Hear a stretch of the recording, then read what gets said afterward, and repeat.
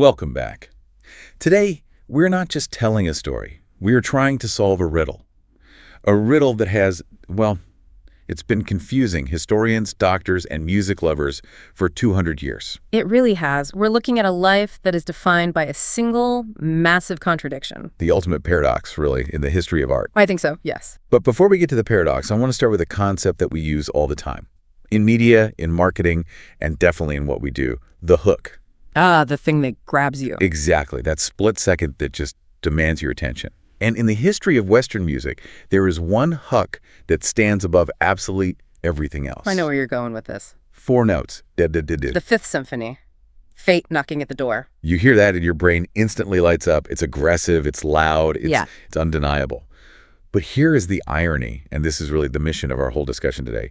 The man who wrote that hook, the man who created the loudest, most triumphant sound in the orchestral repertoire, he was living in a world of absolute buzzing, isolating silence. And physical agony. Right. That's the part people always forget. We see the marble bust of Ludwig van Beethoven. You know, the one, the scowl, the crazy hair, and we think, genius. Right.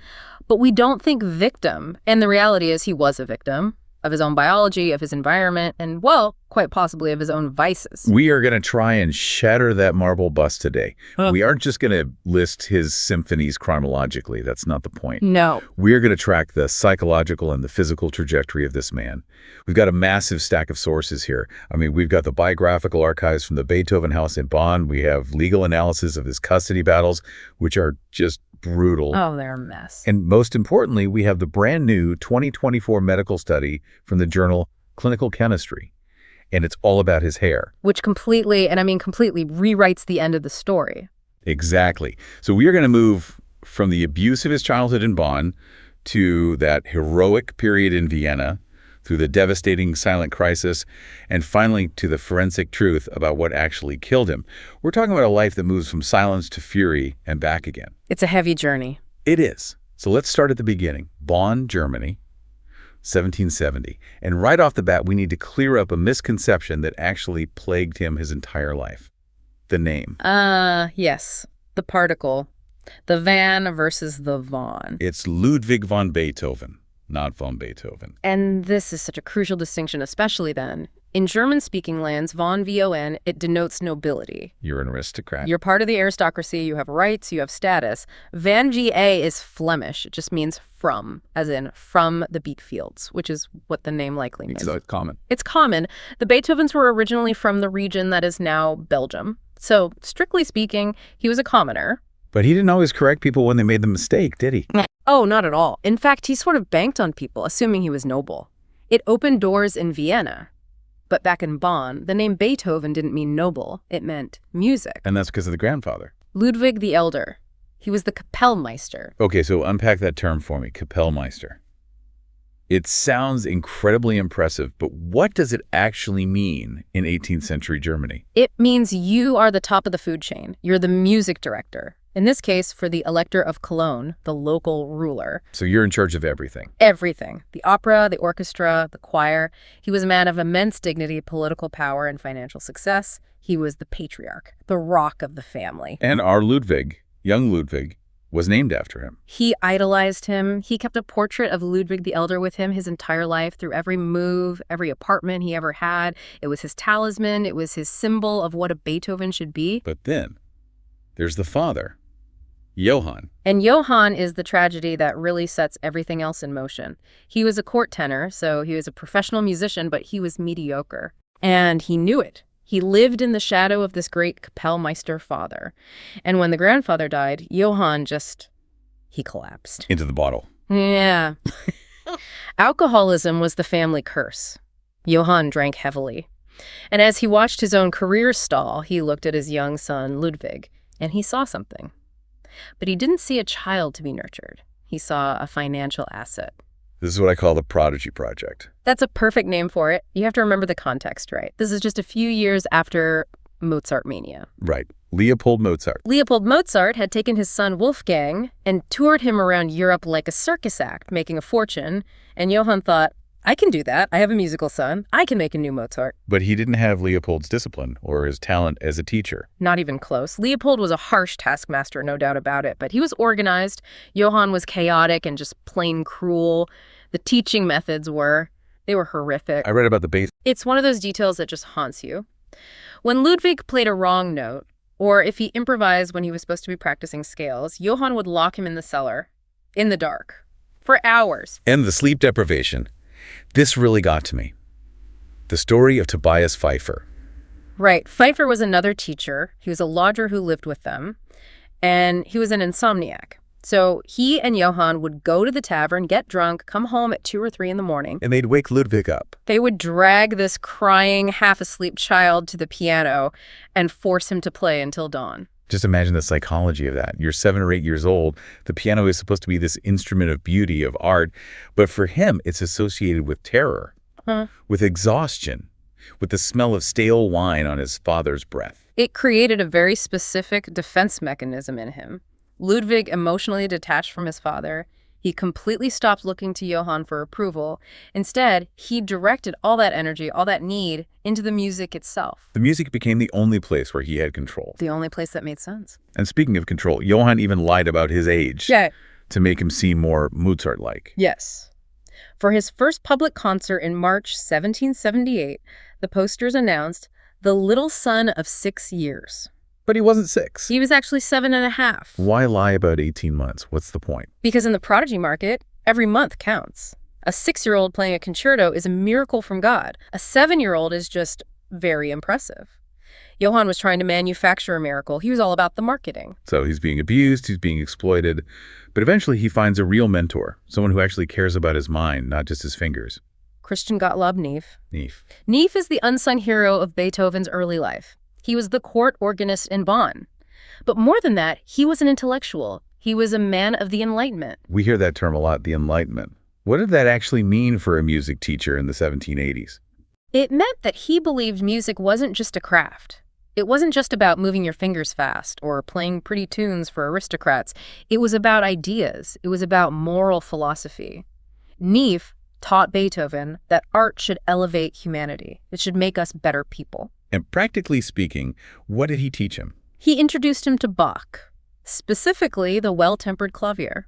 The Bible of keyboard music. Exactly.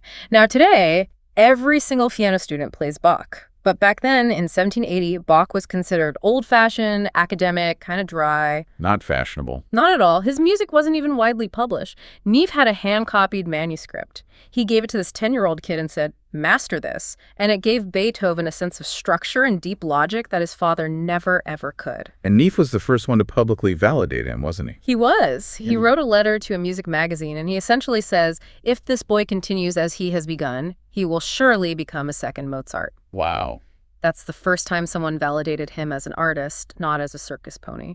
But just as he's finding his footing, just as he's getting this real education, tragedy strikes again. 1787. He's 17 years old. Yeah. He goes to Vienna for the first time, possibly to meet Mozart, though we're not sure if that actually happened, but he has to rush back home. His mother, Maria Magdalena, she was dying of tuberculosis. And she was the buffer in the family, wasn't she? The protector. She was the only soft thing in his life. He called her his best friend. She was the one who would shield him from Johann's worst rages.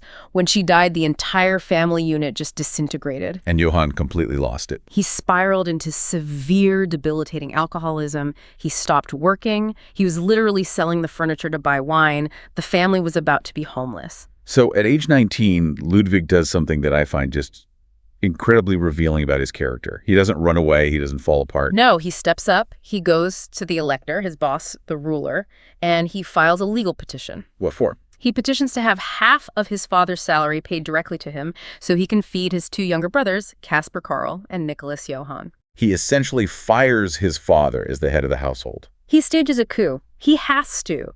He becomes the father to his own brothers at 19. And this is so vital for understanding the rest of his life. He isn't just a dreamy artist floating on a cloud. He is a provider. He is a man who carries the weight of the family on his back. He is hardened by this experience. So he stabilizes the family in Bonn. But Bonn is too small for him. Vienna is calling. It's the musical capital of the world. 1792. He leaves for good. And there's that famous farewell note from his patron, Count Waldstein. It's one of the most quoted lines in music history. You will receive Mozart's spirit from Haydn's hands. It's such a beautiful, poetic idea. The baton passing from Mozart, who had just died, to Haydn, the old master, to Beethoven, the new genius. A perfect lineage. But the reality of those lessons with Haydn, it wasn't exactly a warm father-son relationship, was it? Not even close. You have to imagine the personality clash. Haydn is Papa Haydn. He's a courtier. He wears a powdered wig. He's polite. He's witty. He's elegant. His music is all about balance and perfection in form. And Beethoven. Beethoven is a force of nature. He's unkempt. He's moody. He's intense. And musically, he's already starting to break things. Haydn actually called him the great mogul, like he is this Eastern potentate who just wouldn't listen to rules. That's amazing. And I love the detail that Beethoven was actually kind of cheating on Haydn. He was. He felt Haydn wasn't correcting his exercises thoroughly enough, which was probably true. Haydn was the most famous composer in the world. He was busy. So Beethoven secretly hired other teachers. Who did he go to? He went to Johann Albrechtsberger to learn counterpoint, which is like the deep math of music. And he went to Antonio Salieri, yes, that's Salieri from the movie, to learn how to write for the human voice.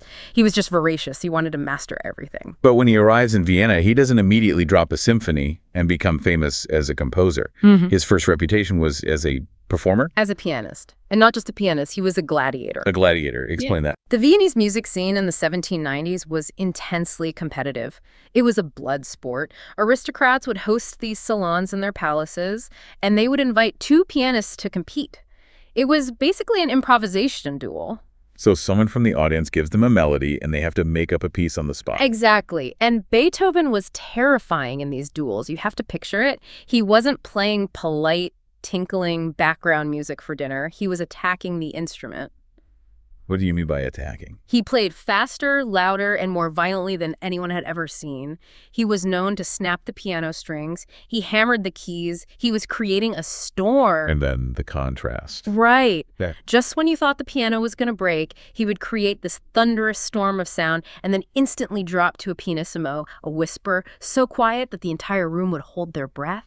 He was playing with their emotions. He reduced his rivals to tears. I read a quote from one of them. The pianist Jelinek. He famously said after a duel, "I am not playing a man, I am playing a devil." That intensity, that devil inside him, it starts to manifest in his compositions. And this is when we get to what historians call the heroic period. It's a clear shift around 1802 or 1803. Beethoven realizes that the polite classical style of Haydn and Mozart isn't enough to contain what he wants to say. It's too small a box. He tells a friend very directly, "I am far from satisfied with my past works. From today on, I shall take a new way." And the flagship of this new way is the Eroica, Symphony No. 3. The Eroica, the heroic. Now I want to pause here, because we often hear the Eroica changed music. It's a cliche. But if I'm a regular person living in Vienna in 1805 and I buy a ticket to the premiere, what am I actually hearing? Why is it so shocking? Okay, so you sit down. First of all, you would be confused and probably exhausted by the end. The sheer length, for one thing. How long are we talking? A typical Haydn symphony is maybe 20, 25 minutes long. The Eroica is 50 minutes. It's a monster. It's a double album. Exactly. And the opening. There's no slow, polite introduction to ease you in. It's just two massive chords. Bam, bam. And then it launches into this relentless, driving first movement. And the dissonance. Oh, the dissonance. There is a famous moment in the first movement where the French horn comes in with the main theme, but the strings are playing a chord that clashes with it completely. It sounds wrong. It sounds like a mistake. 100%. At the first rehearsal, Beethoven's student, Ferdinand Rez, actually yelled out, "The damn horn player came in early," and Beethoven almost smacked him. It wasn't a mistake. It was intentional tension. Beethoven was introducing conflict into music in a way that just hadn't been done before. And then there's the political layer, the Napoleon connection. This is legendary. You have to remember, Beethoven was a Republican at heart, not in the modern American political sense, but in the anti-monarchy sense. He believed in liberty, equality, fraternity. The ideals of the French Revolution. Exactly. And he saw Napoleon Bonaparte as the great liberator, a common man who rose up to smash the old tyrannies of Europe. He was a hero. So he names the symphony Bonaparte. It was a tribute. It was going to be dedicated to him until May 1804. When Napoleon declares himself Emperor of France. And Beethoven feels utterly betrayed. This is the fury we talked about at the start. We have the original manuscript in a museum in Vienna. When Beethoven heard the news, he didn't just cross out the name, he scratched it out so violently that he tore a hole right through the paper. He physically destroyed it. Yes. He shouted, "Is he too, then, nothing more than an ordinary human being? Now he will trample on all the rights of man." So the Bonaparte Symphony becomes the Sinfonia Eroica, the heroic symphony. Dedicated to the memory of a great man, meaning the Napoleon he thought he knew, the hero, was now dead to him. So he is revolutionizing music. He is fighting with emperors in his head. But while he is projecting this image of immense strength and heroism to the world, he is hiding a devastating, terrifying secret. The silence. When did it actually start? The first symptoms began in the late 1790s, so before the Eroica. He's in his late 20s, at the peak of his powers as a pianist. And it wasn't just, I can't hear so well. It was noise, wasn't it? It was tinnitus, and this is so important to understand. He wasn't entering a quiet room. He was entering a room filled with static. He described it as a buzzing and roaring in his ears that never stopped, day or night. I can't even imagine trying to compose a delicate melody when you have a jet engine idling in your head. It's impossible, and the social cost. It made him paranoid. How so? You have to remember, he was a musician. His hearing was his entire livelihood, his identity. If people knew he was going deaf, his career was over. So he withdrew. He stopped going to parties. He would stand in the corner. If someone spoke softly to him, he wouldn't answer because he couldn't hear them. And people just thought he was being a jerk. Exactly. They called him misanthropic, malevolent, arrogant. They had no idea he was terrified. He wrote in a letter, "How could I possibly admit an infirmity in the one sense which ought to be more perfect in me than in others? The shame was immense." This leads us to the darkest moment of his life, October 1802, the Heiligenstadt Testament. His doctor advised him to go to the little village of Heiligenstadt, just outside Vienna. The idea was that the quiet countryside would help his ears recover. But it didn't work. Of course not. No. And in fact, the quiet just made the tinnitus more obvious, more maddening. He realized he was never going to get better. This was his life now. And he writes this document. It's a long letter addressed to his brothers. But he never sent it. He never sent it. It was found in a secret drawer in his desk after he died. And it's a suicide note. It is. He explicitly says, "I would have ended my life." He was ready to die. He felt he was completely cut off from humanity, in exile. But he doesn't do it. Why? Why? What stops him? This is the pivot point of his entire existence. This is the moment that defines him. He writes, "It was only my art that held me back. It seemed impossible to leave the world until I had brought forth all that I felt was within me." That gives me chills every time I hear it. He chose to live for the work. He decided that his suffering was the price he had to pay to deliver this music to the world. It's a messianic complex in a way. He sacrificed his own happiness for ours. And practically, he had to adapt. His life changed.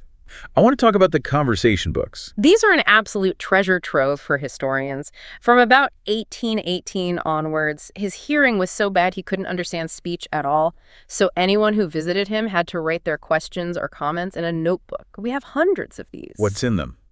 Is it all profound philosophy and musical theory? That's the funny part, not at all. It's a mix of the profound and the utterly mundane. You'll have a deep discussion about the structure of a fugue, and right next to it someone has written, "The barber is here," or "The soup is cold," or "Your nephew needs new pants." It's real life. It's real life. It humanizes him completely. It shows him living in the real world, just completely cut off from the sound of it. And the bone conduction. This is the detail that really illustrates his desperation to hear, to connect with his instrument. When the airborne sound was gone, he tried to hear through his skeleton. He would get a metal rod, attach it to the soundboard of his piano, and clench the other end between his teeth. He was listening with his jaw. He was feeling the vibrations bypass the damaged outer ear and go straight to the cochlea, the inner ear.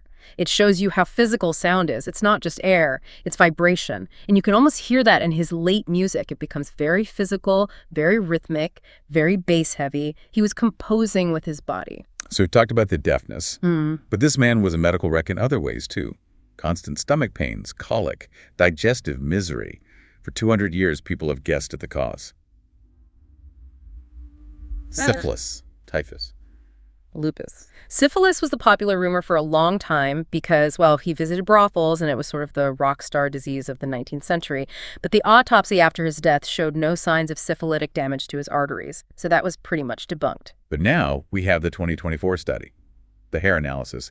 This is forensic science finally catching up with history. This is a genuine breakthrough. For years, there was a famous lock of hair called the Hiller lock that scientists analyzed, and they found massive lead poisoning. But, and this is a huge plot twist, recent genetic analysis proved that hair belonged to an Ashkenazi Jewish woman. It wasn't his. So all that research was void. Completely. But this new study, published in Clinical Chemistry, used authenticated locks. The Berman and Halmthayer locks with a proven chain of custody back to Beethoven, and they put them through mass spectrometry. And what did they find? Lead. Just astronomical amounts of lead. Okay, give me the numbers. So the Berman lock had 64 times the normal level of lead for a human. The Halmthayer lock had 95 times the normal level. 95 times. That sounds fatal. It's complicated. The researchers don't think the lead killed him directly, in the sense of an acute poisoning that stopped his heart. But lead is insidious. It's a neurotoxin. It works slowly. How does it actually work? What does lead do to the body over time? Well, lead attacks the nervous system. Specifically, it can damage the myelin sheath. That's the fatty insulation around your nerves. Think of your nerves like electrical wires. If you strip the rubber insulation off, the signal gets corrupted, it gets static, it degrades. And the auditory nerve is a nerve. It's a very delicate nerve. Yeah. And lead toxicity is known to cause sensorineural hearing loss.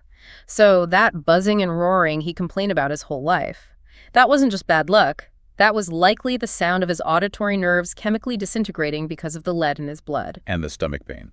Lead causes severe gastrointestinal distress. It's a classic symptom called lead colic. It basically freezes your gut. So the dual misery he lived with for 30 years, the silence and the pain, was very likely self-inflicted poisoning. Where was all this lead coming from? Was he eating paint chips? A wine. The wine, of course. Beethoven loved his wine. He drank about a bottle a day, sometimes more. In the 19th century, cheap wine was often bitter or acidic. To fix that, unscrupulous winemakers would add sugar of lead acetate. It's a sweetener. They were sweetening wine with heavy metal. Absolutely. And even if the wine itself was pure, he drank from lead crystal goblets. He likely drank water from lead pipes. He was marinating in it for decades. But the lead was just one part of what the study calls the perfect storm that killed him. Right. The hair analysis also revealed his genetics.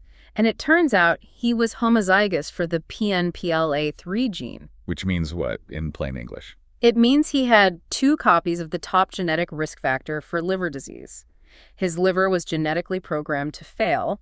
On top of that, they found evidence of a hepatitis B infection in the hair strands. So let's do the math here. You have a genetic predisposition for liver failure. You have a chronic viral infection in your liver, hepatitis B. You have massive daily alcohol consumption. And you're adding extreme lead poisoning to the mix. It equals cirrhosis. His liver never stood a chance. By the time he was 56, his liver was probably as hard as a rock. It was a slow, agonizing decline. It really reframes his personality, doesn't it? We think of him as this grumpy genius. But he was a man whose body was toxic. He was in a state of constant low-grade poisoning. It explains the volatility, the confusion, the depression. He felt awful all the time. And speaking of volatility, we have to talk about the family. Because if his body was a war zone, his home life was an absolute battlefield. We have to talk about the Queen of Night. Johanna van Beethoven, his sister-in-law. He hated this woman with a biblical intensity. He really did. He called her the Queen of Night, which is a reference to the villain in Mozart's opera, The Magic Flute. He considered her immoral. He accused her of embezzling money. He called her a prostitute in public documents. It was vicious. What sparked this war between them? It started in 1815. His brother, Caspar Karl, dies of tuberculosis. In his will, Caspar leaves the guardianship of his 9-year-old son, Karl Beethoven's nephew, to Beethoven. But he adds a codicil, a last-minute change, saying, I want the mother, Johanna, to be co-guardian. He wanted them to work together. And Beethoven chose violence. He immediately sued for sole custody. He wanted to completely cut the mother out of the boy's life. Why? Was he just that moralistic? Or was it something deeper? Was he just lonely? I think it's the loneliness. You have to remember, Beethoven never married. He had these intense romantic obsessions, the immortal beloved, but they always failed. He had no children of his own. He saw this nephew, Carl, as his last chance to have a family, to be a father. So he wasn't just trying to save Carl, he was trying to save himself. He wanted to mold Carl into a true Beethoven, a great artist. He was projecting all his own unfulfilled needs onto this poor kid. But the legal battle, this is where that Van versus Von thing comes back to bite him, isn't it? Oh, it's a scene straight out of a courtroom drama. It's 1818. Beethoven is arguing his case in the Landrecht, the imperial court for the nobility. He assumed he had the right to be there because for years people had thought he was von Beethoven. And the court asks for his papers. The judge says, "Show us your certificate of nobility." Beethoven hesitates. He has no certificate. So he points to his head and his heart and says, "My nobility is here." Which is a great line for a movie, but probably a terrible legal argument. The judge was not impressed. He immediately suspended the case and kicked it down to the magistrate, the court for commoners. It was a massive public humiliation. Beethoven was legally declared a commoner in front of everyone.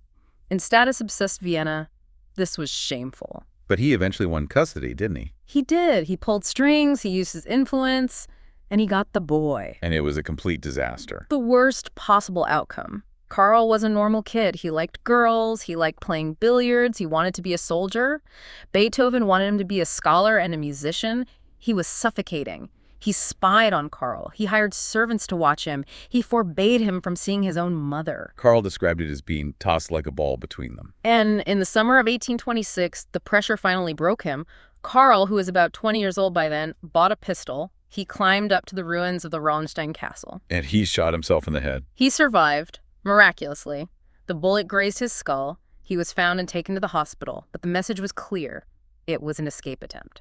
There is a heartbreaking detail about what happened at the hospital. Beethoven rushes to the hospital, weeping, asking, "Why? Why did you do this?"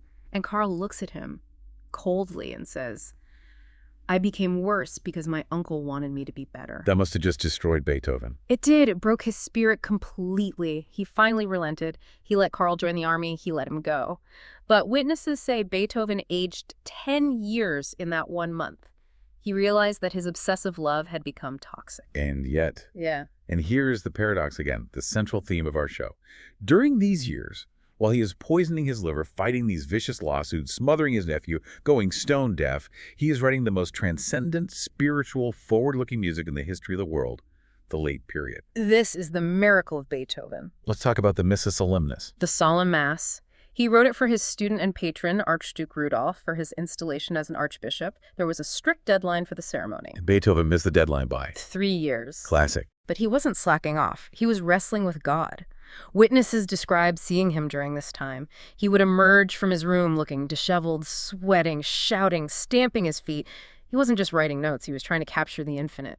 He wrote on the manuscript, "From the heart may it return to the heart." He knew it was his greatest work. And then, the Ninth Symphony, 1824. The culmination of everything. The first time a major composer put a choir in a symphony. The Ode to Joy. I want to focus on the premiere, because this story, if you don't get emotional at this story, you don't have a pulse. So imagine the scene. The Kärntner Theater in Vienna is packed. It's the biggest musical event in decades. Beethoven insists on being on stage, on conducting. But he can't hear a thing. Not a sound. So the theater hires a real conductor, Michael Umlauf, to stand behind him. Umlauf tells the orchestra and choir before the show, "Do not look at Beethoven, look at me." That is just tragic in itself. So the music starts. Beethoven is up there, flailing his arms, beating time, turning the pages of his score, lost in the music in his head, but he's completely out of sync with the actual performance. The orchestra is ignoring him. They have to. The music finishes, the final chord crashes, the audience goes absolutely wild, hats in the air, standing ovation, thunderous applause. And Beethoven is still conducting. He's still facing the orchestra, a few bars behind. He doesn't know it's over. He's hearing the silence in his head. He can't hear the ovation. And then the alto soloist steps in. The young alto, Caroline Unger. She walks over to him. She gently grabs his arm, and she turns him around to face the crowd. And he sees it. He sees the applause, he sees the love, and he bows. People in the audience, they just started weeping. Because in that single moment, the tragedy and the triumph were both visible at once. He gave them this incredible joy, but he couldn't share in it. He couldn't hear it. And then, briefly, before the end, he goes even further out. The late quartets. Specifically, the Grace Fugue, the Great Fugue. This is where he leaves the planet. This is music from the 21st century written in 1826. If you listen to the Gros Fuge today, it sounds like modern jazz or Stravinsky. It's chaotic, it's jarring. It's pure math and pure violence. It starts with this overture where the four instruments seem to be screaming at each other. It's dissonant, it's relentless, it's incredibly difficult to play and to listen to. In the audience in 1826. They hated it. They walked out. The critics called it Chinese, which was their word for confusing and indecipherable. They thought he'd gone mad. And Beethoven's response to this? When his publisher told him they didn't like it, he sneered and called them cattle. Asses. He said, "They do not understand it. I did not write it for them. I wrote it for a later age." He was writing for us. He knew he had evolved beyond his own time. He was comfortable with the fact that he wouldn't be understood until long after he was dead. And the death comes quickly after that, December 1826. He catches pneumonia on a trip back to Vienna, and then the liver failure just takes over completely. The dropsy. And this is a horrific way to die. His body fills with fluid because the liver can't process it. His abdomen was so swollen he couldn't breathe. The doctors had to perform a tap.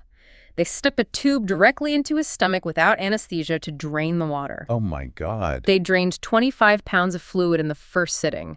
And they did this 4 times over a couple of months. The risk of infection was massive. The wound got infected. He was essentially rotting alive. And yet, even on his deathbed, the irony continues. A package arrives. His publisher, Schott, sends him a gift, a case of fine wine. The very thing that was poisoning him. He looks at the bottles, he's too weak to drink, and he whispers his final recorded words, pity too late. And the moment of death itself is, it's too cinematic to be true, but all the witnesses say it is true. March 26, 1827, late afternoon, a freak snowstorm hits Vienna. Thunder and lightning are raging outside his window. A thunderstorm and a snowstorm. The room is dark, and suddenly it lights up with a massive flash of lightning followed by a huge clap of thunder. And Beethoven, who has been in a coma for days, suddenly opens his eyes. He sits up in bed. He raises his right fist into the air. He shakes his fist at the heavens. He holds it there for a few seconds, a final gesture of defiance. And then he collapses back onto the pillow, gone. Defiant to the very last second. It fits him perfectly. He didn't go gently into that good night. He raged. The funeral was massive, wasn't it? 20,000 people attended. In a city of about 200,000, that's 10% of the entire population. Schools closed. The army had to be called in to control the crowd. It was a state funeral for a commoner. And Schubert was there. Franz Schubert, who would die the next year, was one of the torchbearers. So when we look back at this life, we see the boy locked in the cellar, the man terrified of his own deafness, the toxicity in his blood, the failed father figure. It's a life of immense crushing suffering. It is. By all rational accounts, he should have been a broken man. He should have given up in Heiligenstadt in 1802. But instead, he gave us the Ode to Joy. That is the ultimate legacy. Beethoven showed us that art isn't just about decoration. It's not just pretty. It's about survival. He didn't write about joy because he was a happy person. He wrote about joy because he needed to create it to survive the darkness. He took his broken physical reality and forged it into something triumphant. And that is why that hook da da da dum still matters. It's not just a motif. It's the sound of a man refusing to accept his fate. It's the sound of a man banging on the door of destiny. And kicking it down. It has been a real privilege to unpack this life with you. It really has. An incredible story.